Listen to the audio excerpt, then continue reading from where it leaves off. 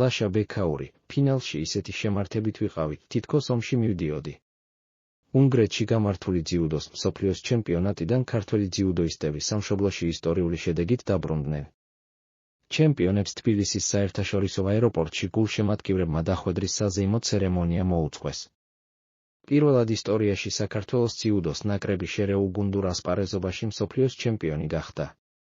ჩვენმა გუნდმა ჩინეთის, იტალიის, იაპონიისა და სამხრეთ კორეის ნაკრებები დაამარცხა. საქართველოს ნაკრების გამარჯვებაში მნიშვნელოვანი წვლილი შეიტანა ლაშა ბექაურმა. ლაშამ ყველა შეხვედრა მოიგო, იაპონიასთან და სამხრეთ კორეასთან კი ბექაურის გამარჯვება გადამწყვეტი აღმოჩნდა. სამშობლოში დაბრუნებულმა ლაშა ბექაურმა მსოფლიოს ჩემპიონატის შესახებ ისაუბრა. ძალიან კარგი იყო, საოცრება იყო, ყველაფერი ასე უნდა მომხდარიყო, გადამწყვეტი შეხვედრაც მე მომიწია. თითქოს ღმერთმა გამომიგზავნა და მადლობა უფალს ყველაფრისთვის.